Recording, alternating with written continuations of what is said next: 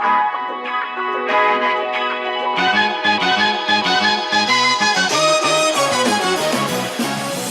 into Courtside Seats with Kroeger, a Charlotte Hornets podcast.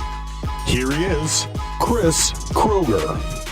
All right, it's another episode of our podcast, Courtside Seats, and man, I think this guy's probably not only an all-time Charlotte NBAer because he was voted to the 30th anniversary team.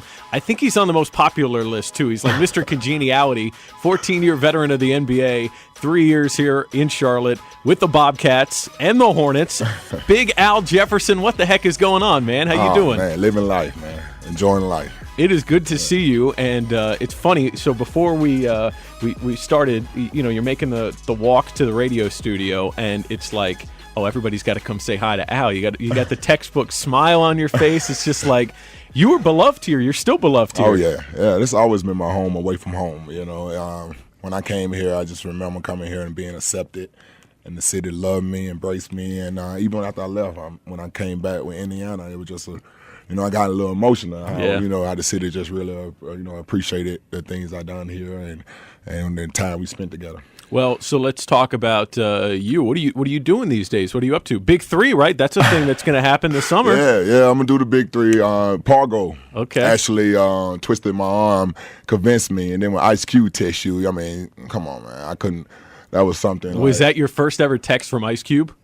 Of course, yeah. You're like, hold on, you sure? Wait, is this the right number? Who is this? Yeah, and I was so simple with him. I get, but I was just like on the inside, like, oh my God, this is Friday. That's like one of my favorite movies. So yeah, it was, and I know it'd be fun. Yeah, and so it give me a reason to just, start back working out, keep myself in shape, and go out there and have fun. So, and you started this year in China too, because we had you voted to our 30th anniversary team, which that had to be surreal too, I'm sure, to make that cut. And then you couldn't be here, not because you didn't want to, but you just had some other commitments going on at the time. Right. Yeah. I decided to go to China because my time in the NBA was basically coming to an end for its playing and being a heavy minute guy.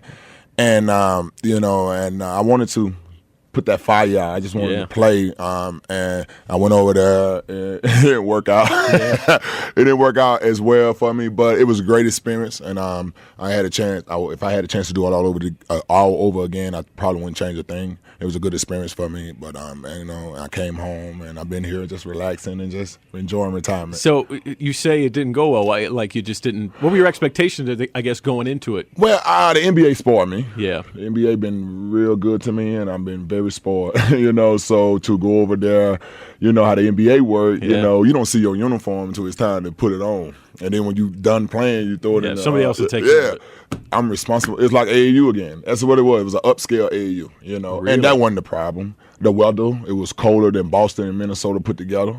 So what's the city you were playing for? It was the Flying Tigers? Flying Tigers. What the heck's a Flying Tiger, by the way? Like, that's not even a thing. But okay, like that's the mascot, right? I'm gonna say don't put me in there. But Xinjiang, I want to say Xinjiang. Is this a big city? Bigger than Charlotte, I guess. What's so crazy is so let's just say this the whole country. So my city was over here by Russia. Yeah. So every road trip was a 4.5+ hour flight. Oh my gosh. So the way they did it, like we'll have 4 home games in a row, and then we'll have 4 away games in a row.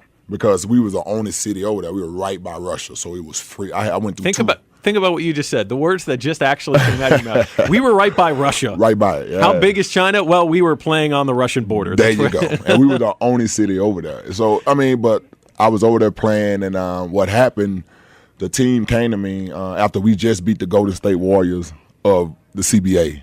The team they haven't beaten in a while, we beat them.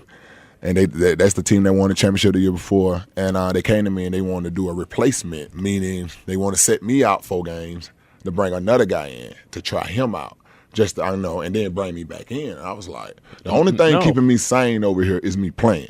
So now you telling me to sit out for 4 games? And I was like, nah, we could just work out a buyout and I'll go home, And that's, it was I always like to keep my bridges up. Yeah. I don't like to burn them down. I like to let them rot down. So, and it was we in it great. So, but I've heard this over there, and like Tony, we've got Tony Parker on the team now, right? Tony's got a shoe deal with Peak, one of the Chinese shoe companies. Dwayne Wade's a Li Ning guy.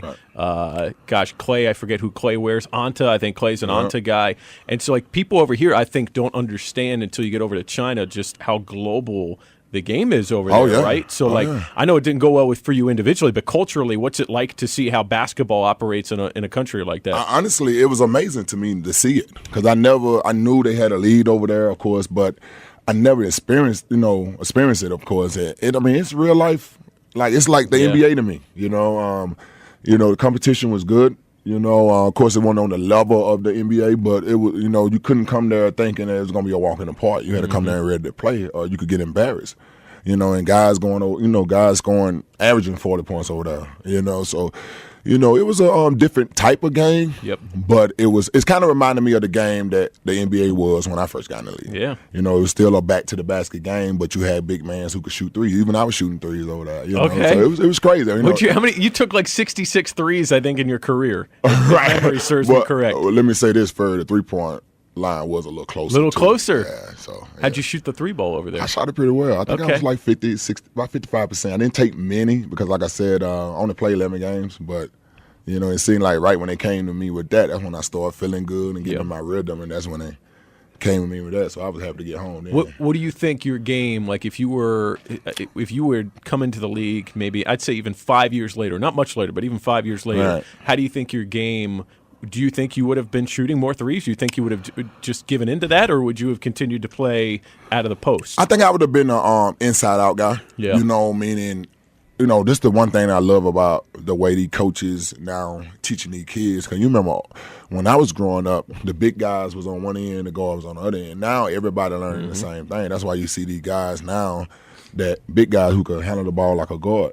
And so I feel like that I would have embraced that because, I'm jealous of these guys. The way big man come in 6'10", 6'11", 7 foot, like, and could handle the ball like AI used to, and also could pull up and shoot the three. Look at Karl Anthony Towns. My point. I saw Cat the other night. I'm like, he looks like Big Al, right? Like he's got your frame, and he's out there like he's playing out of the low post, the high post. Right. He's playing above the break on the 3-point line. Like the way he runs the floor, he can spin to the basket like a guard and kind of knife through double teams. I'm like, who does that? It's amazing to watch, and these guys, and I just to show you how, the young guys that's coming in the league, I've never been the type to hate on anyone. Yeah. I embrace that, and the way they taking our game now, I tell everybody I love watching the NBA. Like the game now as a fan, I watch more NBA now than I ever have. Wow. As a fan, but as a player, I hate it because I'm the old school guy. Hey, throw that ball down here. But to see as a fan. It's amazing to watch, man. It's aesthetically pleasing to you, right? It's exciting. Man. It's fun. It's open. It's free. It's just not like when I'm watching the NBA game now. It's not like a regular game to me. It's kind of like a reality show. If that makes sense. It's like excitement. It's gonna be something. It's gonna be drama. The close game gonna be some kind of drama that go down. It just keep you at the edge of your seat.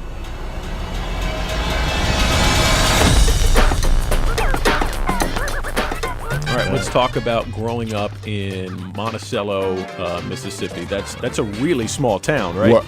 Correction. I was born in Monticello. Yeah, I was raised in Prentice. Okay. How much bigger is Prentice compared to Monticello? Not much bigger? Small. Right, real small. So you're talking like how many kids went to your high school? Gosh, I tell you what, my senior year, it was 69 in my class. In your graduating class, 69 kids? 69 kids, yeah. I think I had maybe a couple hundred, and I thought I went to a small high school. Right. It wasn't big. I don't know if it was small, but it wasn't big. No. 69 kids. Yeah, 69 kids. Yeah, it was real small. And my high school don't even exist no more. It was 2 schools in my county, and they put them both together now. So the name of the school is Jefferson Davis County. High. So, but my Prentice High no longer exists. But yeah. Okay. And you were a dominant, like to say somebody was a dominant high school basketball player, like I think we see like, okay, you're special, you're going to go play high-level basketball somewhere. You put up, over 40 points per game your senior year? I think it was more, but, it's so crazy about how small my school was and how behind we was. We didn't record none of my games. We didn't have none of my high school games recorded. That wasn't even that long ago. That was like 2003. 2003, 2004. It's crazy how, I can't even show my kids, like, Your daddy used But to. go pull up some newspaper articles, though, right? Like, you probably got plenty of those. You're like, Oh, yeah, hey, there's look, plenty of those, look what Dad did. Yeah, it was crazy. But, yeah, I was like a big fish in a small pond. So were you how big were you back then, like height-wise, size-wise, I as a remember, junior and senior? Oh, gosh. I mean, the same height I am now. Yeah. You know, I was one of them guys. I remember being 6'3" in the 6th grade, and the teacher used to use me to put the posters and stuff on the wall. Go hang this up. Yeah, Hey, there's something on that shelf I need. Can you go grab it for me? And we couldn't play basketball. Like, you couldn't go play basketball until you got to 7th grade at that time. We didn't have Pee Wee or nothing about AAU or nothing like that. So, you know, when I started playing basketball, all the other kids would think I was 2-3 grades behind because I was so tall. Wow. And, you know. So, yeah. It was, How did you feel about that? Did you feel like, man, this is like awkward like I'm the odd one out? Or did you always feel like, hey, man, this is pretty cool, like how big I am and what it means for me? Yeah, I embraced it. Cause like, it never was, you know, I hear stories about Dwight Howard and the other guys who just had a growth, you know, who grew so many inches in less, you know, half a year or whatever. I was just big all my life. You know, I was always, you know, even as a kid, I was always the long kid, you know, a big kid. So as I got older, you know, it just kept, everybody looked at me as Big Al. But I think that's probably why you were so good at your craft around the basket, though, right? Because you probably were doing that it's not like you said. I remember Anthony Davis was telling me this over All-Star Weekend. I think he said he grew 6 or 7 inches one summer, like from his junior to senior year. Right. So he was going to be a guard, and he said, I wasn't even that highly recruited. I was going to go to like DePaul, or I was going to go to another school, and then he grows 6 inches in one summer, and all of a sudden it's like, no, now you're playing center, and Kentucky, North Carolina, Duke, you name them, they want you. So they want you, right. Like, it changes your game. I think that's, to your point, like why some of the younger guys now, they play differently because they used to be guards, right? Right. But you probably were always playing around the basket as a kid. Yeah, always was the big guy, you know. And but I tell you, the one thing I did, you know, I was blessed with to have like a big family. I had a lot of my older cousins, my brothers, you know, we was a big family. How many siblings? I have 3 sisters and 2 brothers. Okay, big family. Big family, and then where I live is like my neighborhood was surrounded by family. A lot of my older cousins, so I was playing basketball full court at a young age with grown men, who would push me down, and you know, and if I cry, they go make me get up and go sit down. You can't play, you're a crybaby, you know. So I had a man up fast, you know, playing with them grown guys, and I promise you, I tell anybody, wasn't nothing I did special. It was just, you know, we had a full court with lights. So we played ball 4 o'clock in the morning. Like, because, you know, it's too hot in the summertime to be out there in the middle of the day. So we played ball 4 o'clock in the morning. You know, to 4 o'clock in the morning, just dirt court. You know, it was just, it was fun. So when you were going through high school, how much thought did you give to going to college? Because no. There was never. No. I said in the 7th grade that I was going to the NBA, and I'm going right out of high school, because I'll never forget the day I found out that Kevin Garnett did it. I found out Kobe did it. I found out all them guys who did it. I was like, you know, and I tell all the kids, look, school is very important. That's something they can't never take away from you. You know, get all the education you can. But me, it wasn't for me. You know, so it was just like, I want to go. You know, I want to go out of high school. You know? How a lot of guys will say that, like kids, and not even guys, kids. You were a kid when you thought that. Kids will say that. It's another thing to actually make it happen, though. And that's crazy. And you made it happen. Yeah, I tell everybody that I don't think people realize to have a goal and set it, that goal, and actually witness it, going through it. And, you know, I don't think people realize how special that is by itself. That feeling when you heard your name called, 2004 draft, the Celtics draft you, you get that phone call beforehand. Yeah. Take me back in that moment. The emotions that are just like this, like the joy. Probably like you probably want to cry. Maybe you did cry. What's going through your head in that time? Oh my God! I tell anybody I would never want to go through that moment again. I was so nervous because you didn't, like, you know how some guys like Dwight Howard and a lot of the top guys, they know where they're gonna fall. They know they're going to either be the top pick or they're going to be, if you ain't number 1, you'll be 2, 3. Me, I didn't know. I knew I was going to be first round. I knew that I was, you know, that it was going to happen, but it was just like, and Boston was my worst workout I ever had. Really? And, you know, because I never forget, it was May, and I'm from Mississippi. It's hot in May.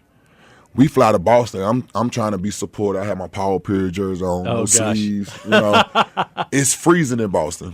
Chris Wallace. Love Chris Wallace. He just bought a new truck. Came and picked me up from the airport and forgot where he parked at.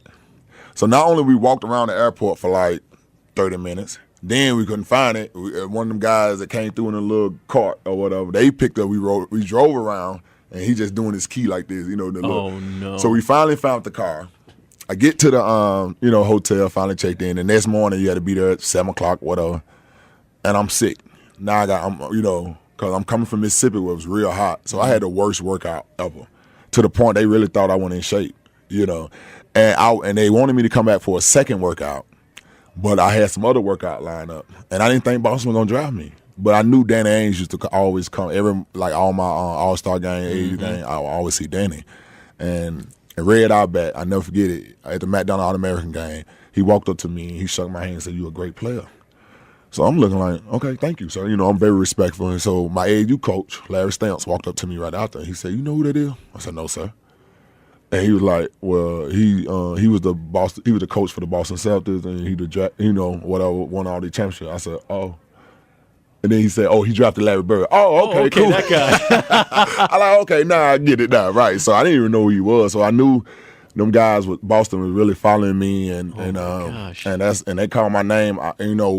We got a phone call, like you said, right before they called my name, and my AAU coach was more nervous than me. And I'll never forget the way he looked at me, and he said it so depressing though. It wasn't like excitement. He just like, "Boston 7 gonna draft you at 15." That's how he said it to me. And I'm looking at here like, do we supposed to be happy about this? Right. And that's when they called my name, and I just had that look like, wow, it's finally happened. But so what you just talked about, though, it's why it's so funny, like, and we're going to head into this time of the year in a couple of months, like the draft season. Oh, this guy didn't have a good workout. Right. I don't think people truly understand how many workouts you're going through. You might have 3 workouts in 3 days, and you're traveling from this part of the country to that part of the country, and you're sick. And who knew that? And not that that's an excuse or anything, but that's reality, right? It's reality, yeah. And so, like, you had a bad workout. It's not because you're not talented or whatever. Right. It's just, man, I'm tired. I'm beaten down. I'm sick. Your GM got me sick the night before. Right. So, but it's like, and then you hear this, like, the info come out. Oh, well, this player had a bad draft workout, and that might be true, but it doesn't mean he still might not be a player that's worth being drafted, right? But I don't think people realize just what that grind is leading up to the draft. Man, it's tough, but to me, the workout they put us through, I don't know what they do now, because it's been many years ago when I first did it, but the workout they put you through shouldn't make or break you as far as what type of player you are. I mean, we play a little 2-on-2 sometimes. 2-on-2, I mean, that don't. Now, back when you were drafted, I don't know if it was still allowed. You can't do it now, but you used to be able to play your draft picks in a workout against actual NBA players. You can't do that anymore. Were you able to do that or no? Sir. No, sir. Because Kobe reportedly, not shockingly, I forget who it was, dominated somebody for the Nets when it was the New Jersey Nets. Wow. And they're like, okay, this kid's the real deal. He dominated like multiple NBA players. I wonder why they stopped that, because that is a good test. Well, you'd probably be embarrassed, though, right? Like, if you're in the league and some kid comes in and starts hooping on you, you're like, okay, what are we doing here? Right. But I didn't know if you were allowed to work out at that time. Where they put you through that. Nah, they didn't. It was more like the workout guys. I remember, and it seemed like it was the same group of guys. Because Okafor and Dwight was 1 and 2 picks, so they didn't really do much workout. But a lot of other guys, like me, Josh Smith, J.R. Smith, a lot of guys in that draft, we was pretty much there together. All right, so you end up going to Boston. You're there for a few years. Then you get traded to Minnesota for the Garnett trade. Which is probably kind of ironic, right? Because that's a guy you probably looked up to as a kid a little bit, right? Yeah. It went into that trade because he was a butthole. But I respect it, though. I respect KG. I love KG. He probably don't even know that. He the reason. Him and Kobe is the reason why I said I want to come out of high school. So when you get drafted to Minnesota, you got an extension right away, I think. Yep. And correct me if I'm wrong. It was either in Minnesota or perhaps I think it might have been in Utah. You went to Utah. You got a new contract in Utah too, right? No. Well, no. I signed an extension. I signed a 5-year deal when I first got to Minnesota. That was a crazy night too. That contract extension, that was a crazy night. Halloween night, I barely made it. I'm running downtown in Minnesota.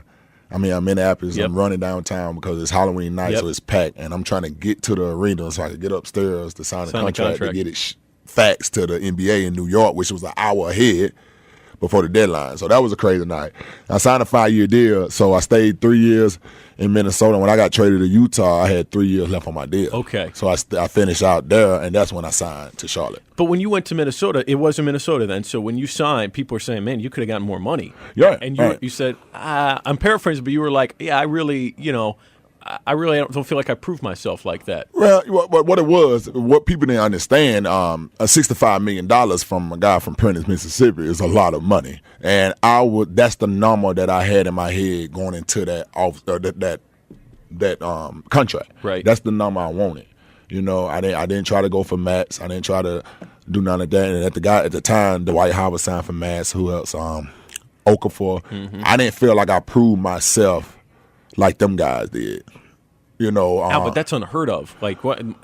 Especially like in today's day, I can't. Like I'm trying to rack my brain of the last guy who said, "Yeah, I don't know how much money did you leave on the table." Well, no, this was the case now. Though it's not like they offered me this money. No, but you could have waited till the next. We could have waited that next year, and I season. just didn't feel like. I just feel like if I pray and ask for something, this is what I want, and I get it, I'm gonna accept it. Like I didn't feel like, okay, now I got this. Oh, I get this. Well, let me try to shoot for something else. I could have got hurt that year. Mm-hmm. Anything could have happened. And this is the number. So if I got that, I reached my goal. That's what I wanted. And when I got that number, and it took me forever to get to that number. Now that I got the number, I'm gonna just be like, okay, I don't want it. I'm gonna wait and do this. No, I feel like it was.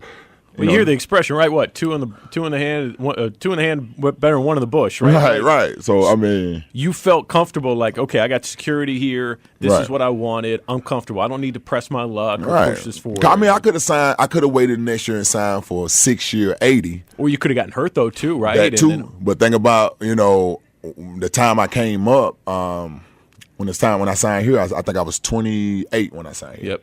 I was 28. Then I would have been 29 or 30 when that contract up. And when it's time for a new deal, And I had my best year of my career, my first year here, when I made All-NBA. So it was just like everything. When my agent even said it, he said, man, at that time I was like, let's wait. Let's get to 80. But I'm so glad we did what we did because it worked out perfect. Yeah, it set yourself up to get other deals down the road at the right time. It's perfect.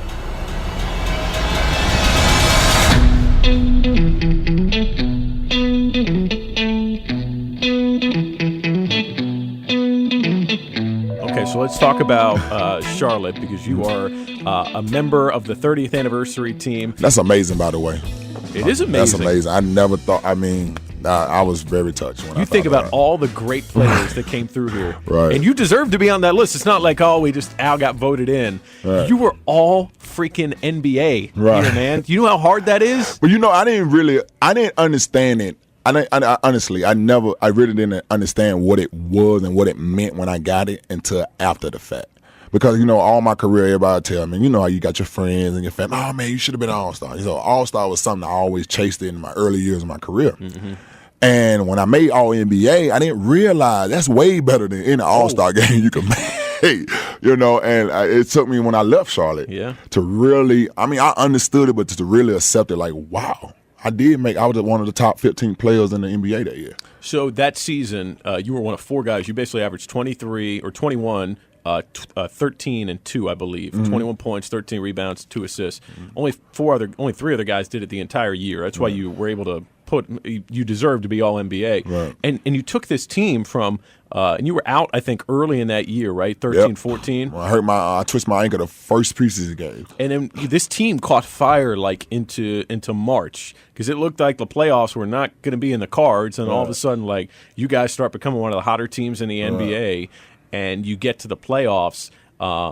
And I just always wondered, like, what could have been. Obviously, you had a plantar fascia injury too, right? Yeah. Like, I don't know. You as a competitor, are you capable of putting your mind in a spot where you think, man? Oh yeah, we talk about this all the time. Matter of fact, we were just talking about this the other day, me and my friends. And I always say, if I wouldn't hurt my foot, because at that time Miami didn't have no one who could guard me in that on the block.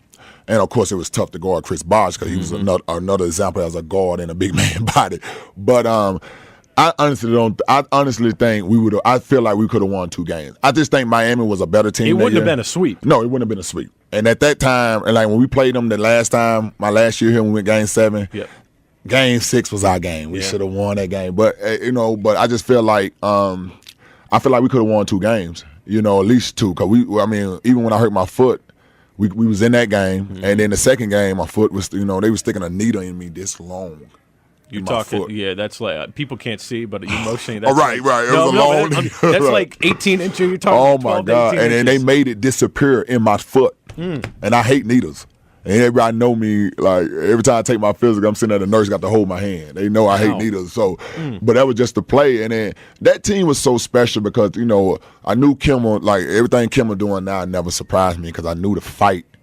I see, Kimmel was the one who recruited me to come to Charlotte, and we was in New York, whatever. And he said, man, why don't you come to Charlotte? I'm looking at Kimmel like, look, homie, I like you. You cool, but I'm not fit to come to a team that just won, not even won 30 games in the last 2 years. I'm just sitting there thinking. And when they called me, I was like, okay, let me sit down and see what they're about. And when I sit and talk to him, and Coach Clifford, that was his first year. And, of course, Patrick Ewing, that sealed the deal for me. I think if they would have sent Michael Jordan there, I would have been more intimidated. But Patrick Ewing, I was, Pat was the man, in my opinion, as a big man. So it was it was sealed the deal. And I came on, man.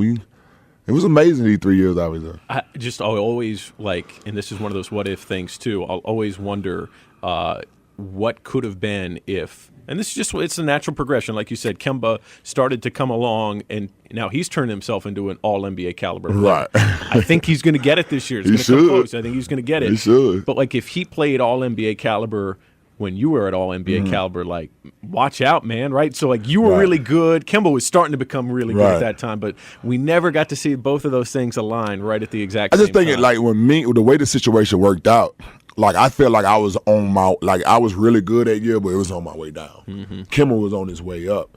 And then last year, I remember having a meeting with the GMs and all them guys, and I said, look, man, y'all can just keep this team together.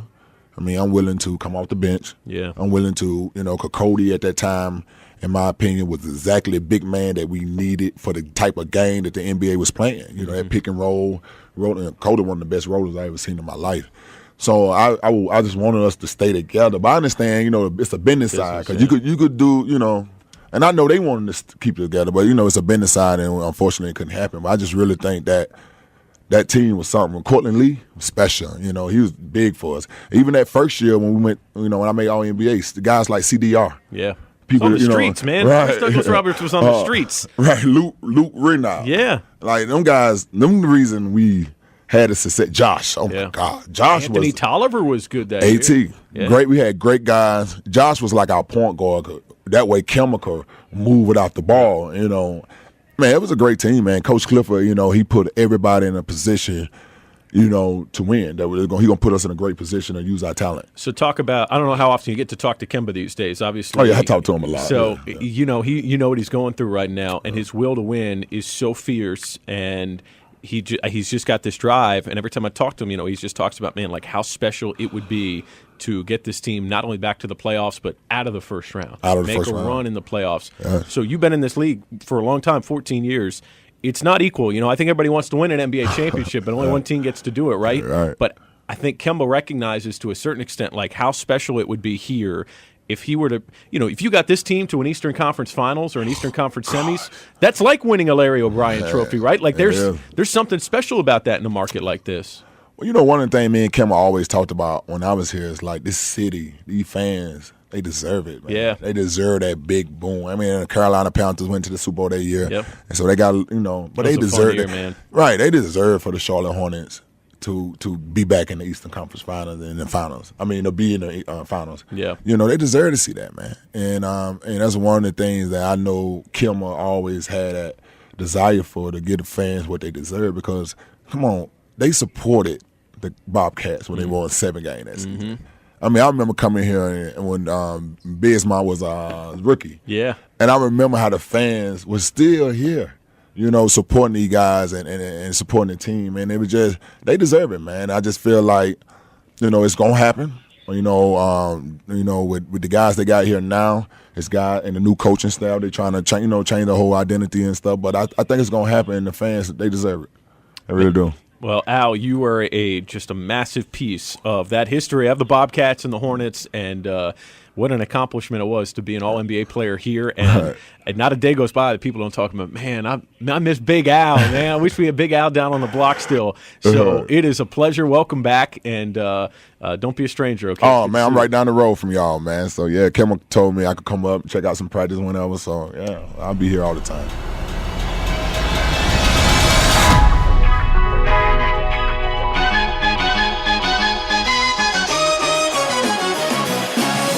That's going to do it. Another episode of Courtside Seats. If you've missed any of our previous episodes of Courtside Seats, you can check us out on our YouTube channel, our official Charlotte Hornets YouTube channel. Just search Charlotte Hornets. You could search Courtside Seats, Kroeger, whatever. You'll find us. So just find us there. You can see all of our great content posted all the time. Hornets.com, the Hornets mobile app. You can also find us on Stitcher, Spotify, iHeartRadio, wherever podcasts are available, including Apple Podcasts. So just search us again, Courtside Seats or Kroeger or Hornets. Subscribe, rate, and review, and you can catch all the previous episodes and get pushed to your device each week when a new episode comes out. And speaking of which, we'll see you next week, another edition of Courtside Seats.